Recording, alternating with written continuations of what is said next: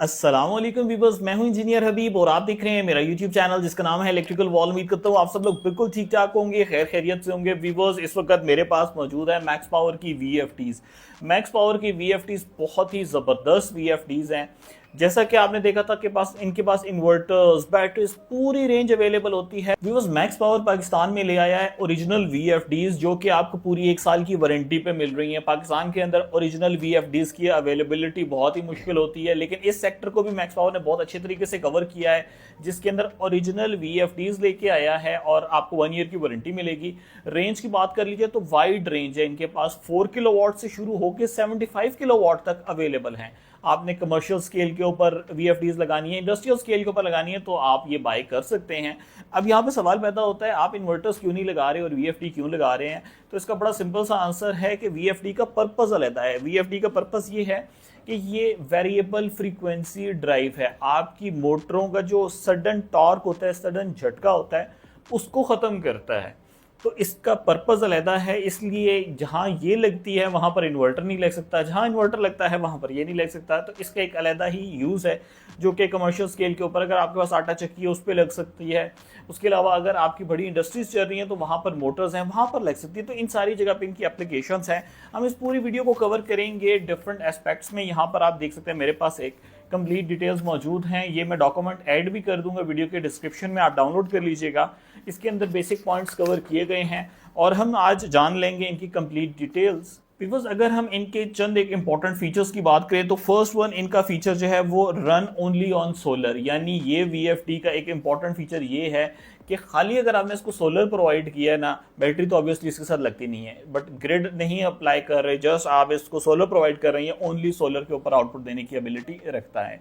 इसी के साथ हाइब्रिड मोड में चलने की एबिलिटी भी रखता है, यानी कि अगर आप रियल टाइम शेयरिंग करवाना चाह रहे हैं, आपके पास सोलर भी मौजूद है, आपके पास ग्रिड भी मौजूद है और आपके पास सोलर सफिशिएंट नहीं है, तो आप इसको minimum number of solar panels provide कर सकते हैं, यानी मिनिमम 600 वोल्ट तक आप इसे प्रोवाइड करें, बाकी ग्रिड से शेयरिंग कर लेगा। जहां पर अगर मिसाल के तौर पे आपके 580 वाट के 30 पैनल लगने थे, 12 पैनल आपने डायरेक्टली प्रोवाइड कर दिए, बाकी आप शेयरिंग करवा देते हैं ग्रिड से, तो रियल टाइम शेयरिंग करके आपके लोड को ड्राइव करना शुरू हुई। तो ये बहुत ही अच्छा फीचर है और मेरा नहीं ख्याल इस वक्त पाकिस्तान में अवेलेबल अदर ब्रांड्स में भी ये फीचर है या नहीं। इसके साथ हमें यूज़र मैनुअल मिलता है, उस यूज़र मैनुअल के अंदर कंप्लीट डिटेल्स मौजूद हैं। एक बहुत ही अच्छा फीचर है कि आप इससे सिंगल फेज आउटपुट ले सकते हैं। ये 3 फेज इनपुट 3 फेज आउटपुट है, यानी आपने ग्रिड सप्लाई की 3 फेज की और आउटपुट ले ली 3 फेज की, क्योंकि मोस्टली हमारे पास मोटर्स 3 फेज के अंदर आती हैं, लेकिन अक्सर मोटर्स हमारे पास सिंगल फेज में भी आती हैं। तो सिंगल फेज की आउटपुट चलाने के लिए आप इसकी सेटिंग्स कर सकते हैं, हम सारी सेटिंग्स करके आपको दिखाएंगे। तो व्यूअर्स, जब कभी भी आपने इसको इंस्टॉल करना है, सबसे पहले आपने P2 की सेटिंग्स करनी है। P2 की सेटिंग्स आपकी मोटर के अकॉर्डिंगली आपकी VFD के अंदर सेट की जाती हैं। वजह यह है कि हम उसको ये बता रहे होते हैं मोटर की रेटेड आउटपुट पावर क्या है, यानी हमने पहले अपनी VFD को बताना होता है कि आपकी मोटर के स्पेसिफिकेशंस क्या हैं। तो P2 की सेटिंग्स ये सारी स्पेसिफिकेशंस को इसके अंदर फीड करती है। जैसे मोटर रेटेड आउटपुट पावर हो गई, P202 मोटर रेटेड फ्रीक्वेंसी हो गई, आरपीएम होगी यानी रोटेशंस पर मिनट के, 1 मिनट में आपकी मोटर ने कितने चक्कर लेने हैं। इसी के साथ ही motor rated output voltages, motor rated output amperes. ये तमाम डिटेल्स आपको कहाँ से मिलेंगी? जो आपके पास मोटर है उसके ऊपर स्पेसिफिकेशन शीट लगी हुई होती है, एक प्लेट लगी हुई होती है, उस प्लेट पर ये तमाम डाटा आपको मिल जाएगा। तो हम देख लेंगे कि ये डाटा इसमें कैसे आपने पुट करना है।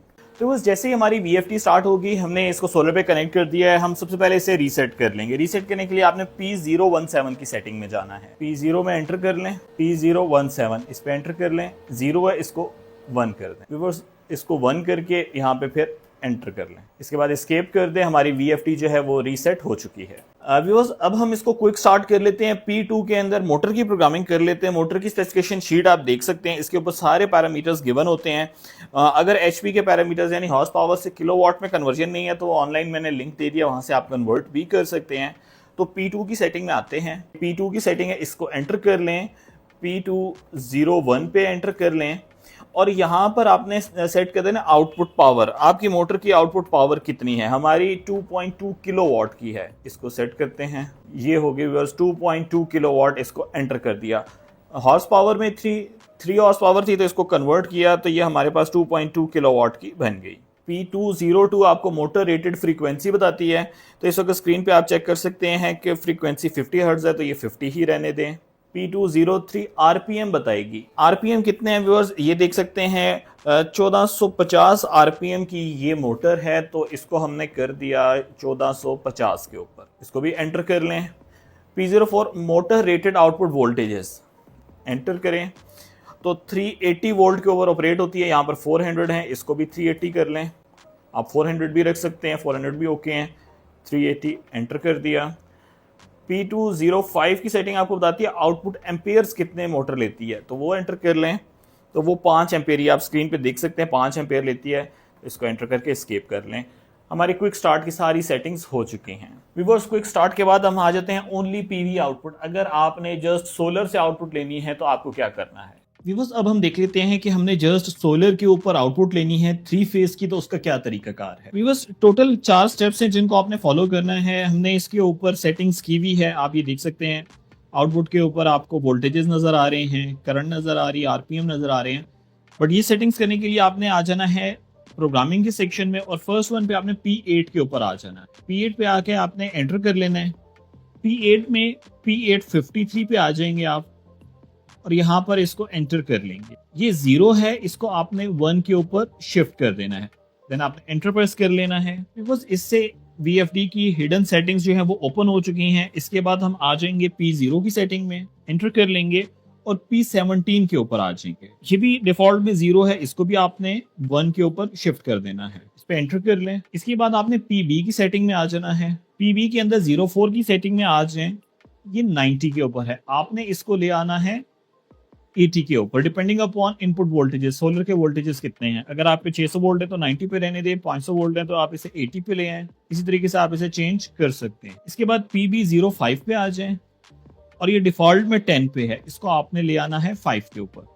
एस्केप कर लें और एक बार पूरी VFD को रीस्टार्ट कर लें, सोलर की सप्लाई, ग्रिड की सप्लाई बंद करके। इसी के साथ ही व्यूअर्स अब जान लेते हैं कि आप अगर हाइब्रिड मोड में चलाना चाहते हैं तो वो क्या जरूरी सेटिंग्स हैं जिनको करके आप अपने ग्रिड को सोलर के साथ शेयर करवा के लोड को ड्राइव कर सकते हैं। व्यूअर्स अगर आप हाइब्रिड आउटपुट लेना चाहते हैं तो आपको पहले हिडन सेटिंग्स को इनेबल करना होगा, उसके बगैर PF के पैरामीटर्स ओपन नहीं होंगे। हिडन सेटिंग्स ओपन करने के लिए आपने P853 के ऊपर जाना है और इसको 1 कर देना है। मैंने इसको कर दिया, आपको दोबारा मैं करके दिखाता हूँ। P8 में आपने आना है, P853 पे आ जाएं, एंटर करें।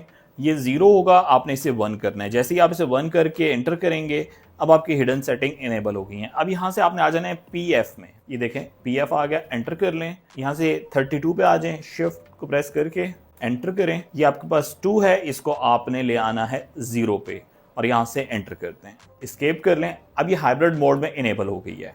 600 वोल्ट से ऊपर आप इसे प्रोवाइड करेंगे और ये हाइब्रिड मोड में चलना शुरू हो जाएगी। व्यूअर्स अब हम देख लेते हैं कि आपने अगर इसको जस्ट सोलर प्रोवाइड किया है और सिंगल फेज आउटपुट लेना चाहते हैं तो वो कैसे ले सकते हैं। इस वक्त ये VFD जो है 3 फेज आउटपुट दे रही है, इसको वेरीफाई करते हैं। तो व्यूअर्स यहाँ पे आप देख सकते हैं कि जैसे ही मैं आउटपुट के ऊपर लगाता हूँ तो आउटपुट पे हमें 426 वोल्ट मिल रहे हैं। ये 3 फेज आउटपुट के वोल्टेजेस हैं। अब हम इसे सिंगल फेज पे कन्वर्ट करते हैं। व्यूअर्स आउटपुट लेने के लिए सिंगल फेज की आपने पहले हिडन फीचर्स को इनेबल कर लेना है। प्रोग्राम में आ जाएं और P853 पे आ जाएं और यहाँ पे इसे 1 कर दें। अब हमारे पास हिडन सेटिंग्स इनेबल हो चुकी हैं। व्यूअर्स इसके बाद आपने PE की सेटिंग में आ जाना है और PE00 पे आपने एंटर कर लेना है। ये पासवर्ड प्रोटेक्टेड है, पासवर्ड इसका है 40721, ये आप एंटर कर लें। व्यूअर्स इसके बाद आपने आ जाना है PE04 में। ये आप देख सकते हैं 380 वोल्ट आउटपुट है, इसको हमने 240 के ऊपर ले आना है, बल्कि इसको मैंने 220 आउटपुट पे कर दिया, एंटर और एस्केप। अपनी VFD को एक बार रीस्टार्ट कर लें। व्यूअर्स अब आप देख सकते हैं हमने वोल्टेजेस को और नीचे कर दिया है और आउटपुट वोल्टेजेस 245 पे आ चुके हैं। तो इस तरीके से आप एडजस्ट भी कर सकते हैं। तो व्यूअर्स इस वक्त ये आप देख सकते हैं कि ये हमारे पास जो ड्रिल है इसको मैं चलाने लगा हूँ। व्यूअर्स ये देख सकते हैं आप कि इसके ऊपर मैं इसे चलाने लगा हूँ। ये जस्ट इंडिकेशन के लिए मैंने टेप लगाई है इसके साथ कि ताकि आपको आइडिया रहे।